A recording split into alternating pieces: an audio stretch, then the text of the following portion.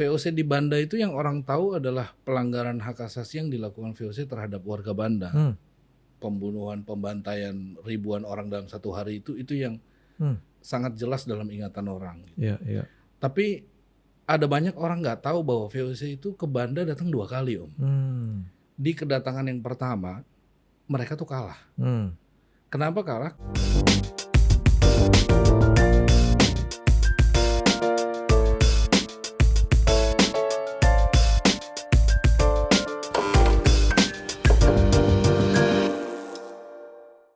Sahabat kopi, kembali dengan saya Billy Lantang di Billy's Coffee Table. Dan pada hari ini kita kedatangan tamu yang sangat istimewa, rada-rada senyawa nih sama gue ya. Nanti kita bahas kenapa. Namanya Mas Ezekiel Rangga. Wah, thank you bro. Thank you banget udah datang ke sini. Sebelum kita mulai seperti biasa, kita ngopi dulu. Dan ini kopi namanya Christmas Blend. Jadi blendnya Christmas dibuat sama Starbucks. Gue gak tahu sih dia masukin apa aja. Berasa Natal kayaknya. Coba kita coba ya. Berasa pohon Natal. Ya keras sih, tapi ya lumayan lah. Tidak sekeras yang dulu-dulu kan suka gue pernah sebut ya, ada Italian Rose, French Rose itu lebih dark. Dan semua sahabat kopi udah tahu ya gue sukanya yang keras-keras. Ini Christmas Blend biasanya kalau lagi musim Natal suka ada di Starbucks, suka ada suka enggak.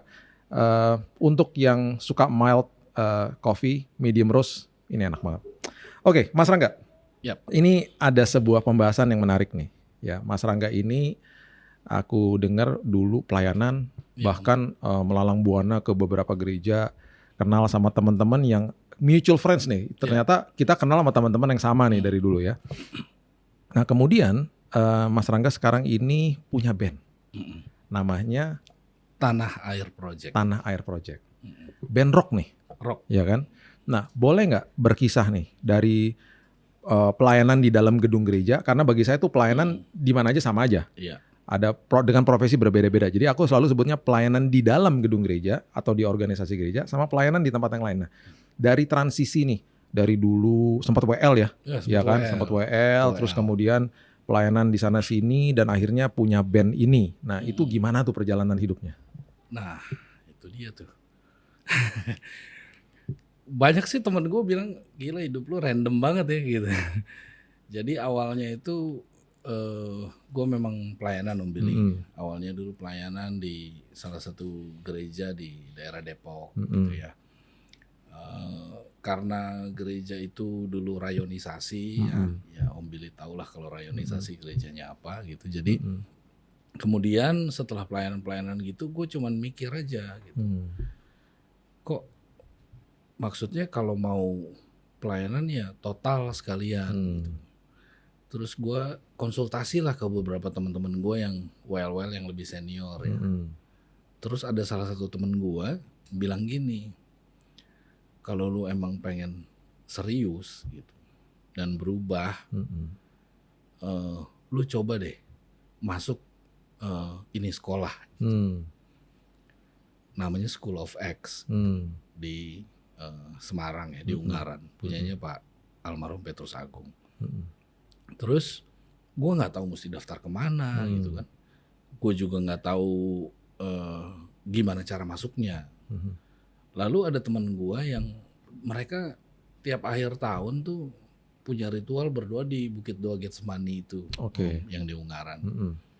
Nah, terus pulang bawa tuh formulirnya TSOA tuh School of X. Dia bilang gini, lu beruntung lo, ini formulir tinggal 1 katanya. Tapi ini masuk susah, didoain satu persatu. Ya gue kan nothing tulus ya Om. Gue cuman pikir ya pokoknya kalau gue tembus berarti emang jalan hidup gue begitu. Kalau enggak ya udah nggak apa-apa gitu. Ya gue isi lah gitu. Gue isi. Singkatnya tiba-tiba gue dipanggil interview nih gitu. Interview juga gue masih nggak ngebayangin gue bakal sekolah boarding gitu di Semarang sana gitu. Tahu-tahu keterima lagi. Ya gue izin dong sama gereja lokal gue, terus kemudian gue berangkat ke sana. Singkatnya gue sekolah lah selama kurang lebih 1 tahun ya. Terus gue balik. Nah balik kemudian lagi haus dan lapar kan tuh ya. Lagi haus dan lapar dan kemudian ya layaknya orang baru sekolah gitu mikirnya cuman gue harus full time gitu. Ya pikirnya pendek gitu. Pokoknya harus full time. Dan pelayanan tuh cuman khotbah dan WL gitu ya. Pokoknya sesempit itulah dunia gue waktu itu. Nah, terus kemudian karena waktu sekolah itu gue suka dengerin kaset. Kaset khotbahnya. Jadi ada beberapa nih hamba Tuhan yang gue rutin dengerin mereka khotbah nih. Masih kaset tuh ya? Masih kaset. Ada Kosem gitu kan. Ada Kowing. Terus kemudian Stephen Agustinus salah satunya.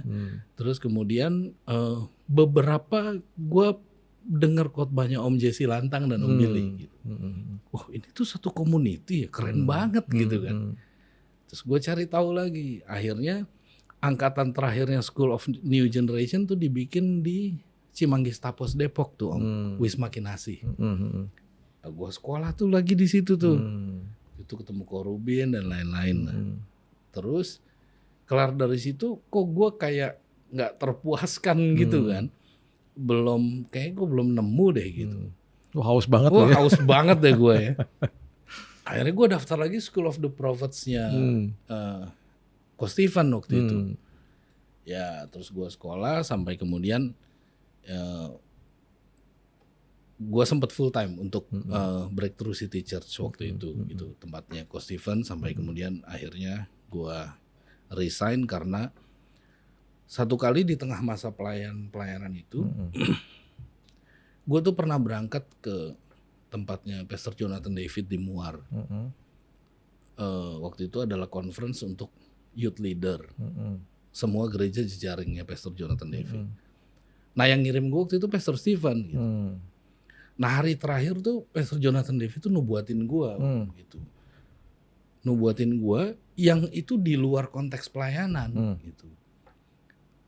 Dia nubuatin gue, ya intinya sebetulnya ya gue gak terlalu inget soal nubuatannya. Yang gue inget Tuhan bicara buat gue waktu itu. Tuhan ngomong begini sama gue.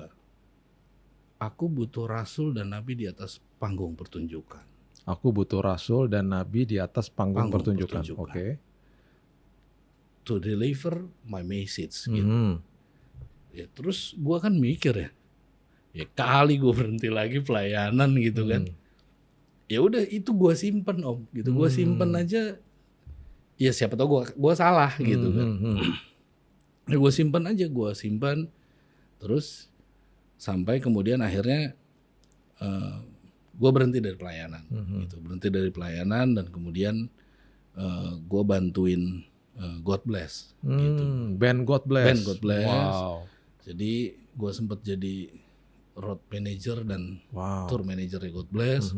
Kurang lebih sekitar 10-11 tahun lah ya. Gue bareng sama para senior itu. Dan God Bless buat gue adalah sebuah universitas ya gitu. Jadi gue sekolah banget deh gue di God Bless gitu ya. Gue belajar banyak hal tuh di God Bless gitu. Sampai kemudian akhirnya gue bikin Tanah Air Project gitu. Berarti bukan sekedar hanya backgroundnya sebagai worship leader aja, tapi bro ini udah paham juga main musik, instrumen. Sebenarnya awalnya sih gue bisa gitu aja otodidak kan. Otodidak. Gitu. Otodidak. Cuman karena gue suka banget musik rock ya. Sebenarnya dari bokap gue umur 2 tahun tuh ya Om Billy. Gue dibawa ke Taman Ria Monas dulu tuh. Zaman itu tuh yang main tuh kan band-band gedenya Indonesia tuh. Bentul, SAS, God Bless, Rollies gitu-gitu kan. Giant Step. Nah umur 2 tahun tuh gue digendong bokap gue nonton God Bless versus Aka. Terus satu kali legend banget. Wah legend banget tuh. Umur 2 tahun gue gak ngerti. Dumbrang gitu. Nah siapa yang tahu terus kemudian gue kerja buat God Bless gitu kan. Sempet bantuin God Bless gitu. Nah gue pernah cerita tuh sama Om Yan sama Om Ye. Om gue tuh umur 2 tahun ya udah nonton God Bless loh gitu. Kayak gitu. Jadi Tanah Air Project ini base-nya musiknya rock. Tanah Air Project rock. Kita sebutnya cinematic rock. Oke. Tadi gue sempet denger di Spotify dan gue akan masukin di playlist gue karena mantap. Itu yang gue bilang itu senyawa banget sama gue. Gue suka banget. Gue ini penggemar rock. Dan gue sama adik-adik gue penggemar rock banget. Bahkan adik gue ada satu adik gue punya koleksi CD itu sampai 9.000. Waduh. Dia punya vinil dan kaset-kaset zaman dulu juga masih disimpan. Gue nggak tahu berapa banyaknya, tapi yang gue tahu CD-nya tuh sampai dikoleksi sampai 9.000. Dan itu betul-betul kolektor yang bukan sekedar koleksi, tapi mengerti dan main musik dan juga tahu musik. Jadi kalau gue ketemu adik-adik gue ya, gue membahas musik sama mereka. Dan yang paling kita sering bahas adalah band-band rock. Karena banyak sekali yang kisah-kisah inspiratif yang dari kehidupan mereka lah. Ada yang bounce back, bounce up, dan lain sebagainya. Ada yang hidupnya dulu ngawur jadi baik, dan lain sebagainya. Nah, musik rock yang kalau kita mau bahas. Ini itu boleh kan sambil diminum boleh ya? dong, boleh. Abisin kalau perlu. Christmas banget sih. Christmas banget loh. Musik rock ini kan punya stigma. Bagi orang-orang yang tidak mengerti dan dikatakan itu musik setan. Gara-gara musiknya bising, berisik. Dan pernah waktu saat satu hari ada yang bilang bahwa musik itu musik setan. Dan gue sempat tanya, tahu dari mana? Katanya. Nah gue bilang jangan katanya dong. Dari mana faktanya? Gak bisa jawab. Dan akhirnya itu yang menjadi stigma di mana-mana. Dan ketika gue kasih tahu bahwa gue dengar musik rock, akhirnya banyaklah haters yang bilang, hamba Tuhan dengerin musik rock bla bla bla segala macam. Gimana tuh? Menurut Bro Rangga gimana? Menanggapi? Menurut gue sih gini ya Om Billy, rock itu kan genre ya. Anak sekarang bilang genre. Nah genre kan bisa apa aja ya. Bisa hip hop, bisa rap gitu. Bener gue memang main musik rock gitu. Tapi gue denger rock juga. Gue denger hip hop juga kok gitu. Gue dengerin Rich Brian, gue dengerin Snoop Dogg, Warren G, gue dengerin. Terus gue dengerin dangdut juga, gitu. Gue dengerin Nasi Daria bahkan, gitu. Gue dengerin berbagai macam jenis musik lah. Nah kalau buat gue rock itu genre ya. Nah kalau soal setan atau tidak setan ya, menurut gue sih musik ya sekedar musik. Ya musik gitu. Tergantung lu persembahan hidup lu buat siapa kan gitu. Menurut gue sih gitu. Karena message itu kan akhirnya kan at the end kan orang akan menilai message-nya gitu. Betul. Liriknya, apa yang disampaikan. Apa yang disampaikan. Selama memang kita bisa kasih sesuatu yang berdampak ya buat orang, memberikan insight-insight yang baru. Apalagi ngerubah hidup orang, buat gue sih ya dia cuma sekedar musik rock aja, yang genre. Yang penting pesan di dalamnya seperti apa. Yang masalah itu genre atau itu tipe musiknya, yaitu tergantung orang sukanya sama apa. Karena di musik hip hop dan pop juga banyak sekali yang liriknya justru pornografi dan lain sebagainya. Setuju. Dan itu diselimuti atau dikemas sedemikian rupa dalam konteks pop dan orang berpikir bahwa itu baik-baik saja. Padahal ketika didengar musiknya, bahkan ada beberapa artis yang ya gue nggak mau sebutin lah ya, itu walaupun lagunya enak banget dan keren banget gitu ya. Sementara gue kan hidup di zaman 60, 70, 80 yang bagi gue musik tuh adalah originalnya di situ lah musik-musik. Ada beberapa artis sekarang yang membuat musik-musik yang berbau disco lagi, zaman-zaman itu dinaikin lagi dan keren gitu ya. Tetapi ketika gue denger liriknya gue bilang, aduh gue nggak bisa nih dengerin. Terganggu gue akhirnya. Kita kan punya kebenaran, kita sudah dibenarkan, kita ada roh Tuhan di dalam kita, ya pasti nolak dong dengar-dengar kayak begitu. Nah itu yang perlu kita luruskan, bahwa kembali lagi ngelihat yang disampaikan tuh apa pesannya di dalam musik itu. Nah Tanah Air Project tuh menyampaikan apa pesannya? Nah Tanah Air Project itu sebetulnya kita mau cerita tentang hal-hal yang pernah terjadi di masa lalu ya. Kayak Negeri Pemenang itu ngangkat cerita tentang pendudukan VOC di Banda. Wow.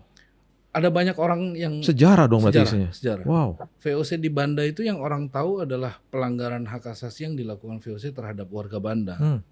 Pembunuhan, pembantaian ribuan orang dalam satu hari itu yang sangat jelas dalam ingatan orang. Tapi ada banyak orang nggak tahu bahwa VOC itu ke Banda datang 2 kali, Om. Di kedatangan yang pertama mereka tuh kalah. Kenapa kalah? Karena saudagar Banda, si penjual rempah ini menipu perjanjian yang endingnya membunuh si jenderal VOC. Dan VOC setengahnya pulang, mengumpulkan kembali kekuatan mereka untuk balik ke Banda nguasain rempah. Nah yang kita mau sampein Tanah Air Project soal Negeri Pemenang adalah perkara kemudian kita kalah at the end karena teknologi dan banyaknya pasukan. Satu hal yang kita mesti tahu bahwa kita punya mentalitas pemenang loh. Karena di awal nih bangsa ngelawan gitu. Artinya, mentalitas itu yang menurut gua dan menurut teman-teman di Tanah Air Project itu hilang di generasi ini gitu. Kita gampang pusing, dikit-dikit healing gitu kan. Terus gampang excuse. Jadi generasi yang mudah nyerah gitu. Nah, sebetulnya Tanah Air Project cuman mau nyampein hal-hal yang kita ambil dari cerita sejarah, tapi related dengan kehidupan hari ini dari perspektif positif. Gitu. Ini kayak Iron Maiden nih. Iron Maiden kan kisahnya tentang kisah-kisah perang dunia kedua untuk memberikan edukasi bahwa jangan perang lah. Lu ngerugiin orang lain, ngerugiin generasi, ngerugiin orang tua yang anaknya ikutan perang dan lain sebagainya. Jadi ini edukatif banget dan ada nilai sejarahnya di dalamnya dan justru bisa membangkitkan sebuah semangat nasionalis dalam hidup kita bahwa bangsa kita tuh keren banget dan luar biasa banget. Keren banget Om. Om Billy mesti dengerin satu single yang lain judulnya Selamanya Kita. Selamanya Kita itu kita angkat ceritanya dari kejayaan Majapahit di 1200. Itu kan di berbagai macam literasi nggak gitu banyak ya tentang pendudukan Majapahit. Tapi yang keren, Majapahit itu nguasain seluruh Nusantara, bawahnya Thailand, bawahnya Myanmar sampai ke Brunei. Bayangin nggak tuh kalau itu jadi bangsa waktu itu. Mungkin Brunei itu daerah teritori kita kan. Iya gitu. betul. Dan mereka solid. Tahun 1200-an. Zaman Gajah Mada dan Hayam Wuruk itu mereka benar-benar menguasai. Nah, yang kita angkat dari cerita itu adalah kebersamaannya mereka. Jadi makanya di liriknya kita bilang bahwa selamanya kita akan tetap ada di sini.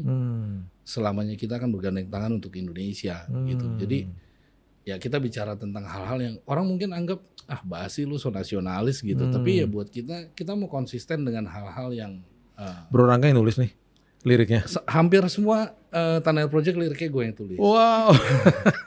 Gitu. Musiknya juga? Musik atau bareng-bareng? Negeri Pemenang bareng-bareng sama gitaris. Kalau yang lain rata-rata gue yang bikin. Dan di dalam band ini lu selalu pakai topeng? Topeng. Itu keren banget. Gue pemalu Om. Lu pemalu jadi lu pakai topeng? Pakai topeng Om. Kalau ada yang mengundang di band, langsung DM aja nih IG-nya. Ada Instagramnya Tanah Air Project kok. Di situ ada nomor telepon road manager kita, manajemennya Tanah Air Project. Gitu. Sahabat Kopi, klik ya di IG-nya, follow. Dan kalau mau di bawah sini ya. Dan kalau misalnya mau ngundang silahkan. Dengerin musiknya bagi gue sih keren banget. Gue udah gak sabar nanti di mobil gue mau dengerin. Yang apalagi yang terakhir itu yang luar biasa tuh. Dan tentang Majapahit.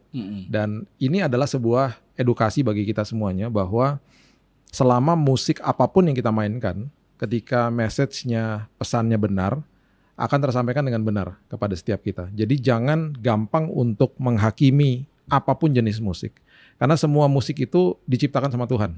Semua musik. Dan ketika kita sebagai manusia memberikan itu kepada setan, ya jadi propertinya setan lah. Jadi jangan memberikan sebuah pemberian Tuhan kepada si jahat.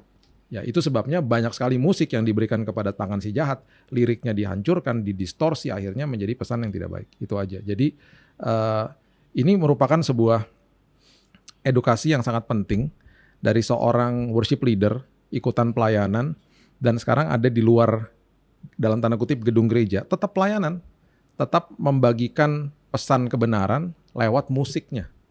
Dan tidak menamakan bandnya, band Kristen enggak, tetapi sebuah band yang membawa sebuah nilai yang luar biasa, yang memberkati banyak orang. Nah itu sebabnya dimanapun kita berada, kita adalah pelayan Tuhan. Iya bro ya, dimanapun kita berada. Jadi band ini sudah dibentuk dari tahun 2017-an. 2017-an. Terus kemudian kita bikin konten pertama di Lokananta Studio Solo tuh. Live dengan formasi yang pertama gitu. Terus kemudian kita baru benar-benar rilis single dan kerja sama Aquarius itu di 2021-an ya. Wow, dengan labelnya Aquarius. Jadi publishernya Aquarius, kita kerja sama Aquarius. Di situ sekarang sudah ada 5 single ya. Negeri Sekarang Pemenang, ada 5 single. Selamanya Kita, Ini Kandang Kita, Hegemoni, sama yang terakhirnya yang paling baru tuh rilis akhir tahun kemarin tuh Song of Deliverance. Jadi EP lah nih sekarang ya. EP. Ya, belum jadi album nih ya. Sebentar lagi jadi album dong.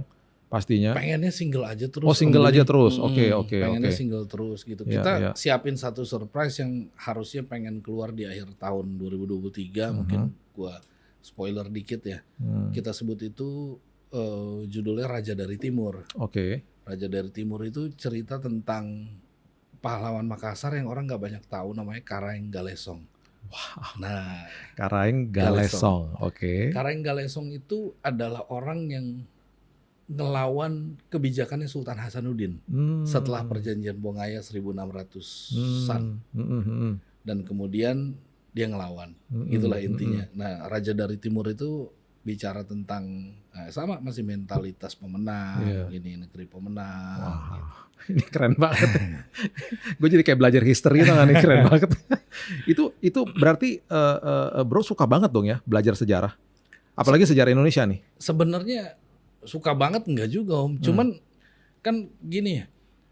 Kadang tuh perjalanan dari rumah gue di Jonggol ya Om. Menuju kalau jadi gue bantu di salah satu kantor pemerintah lah di Senayan.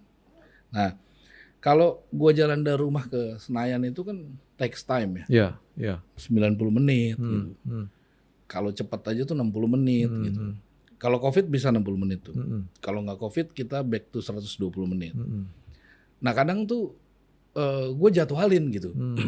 Senin gue mau denger khotbah gitu. Senin sore gue mau denger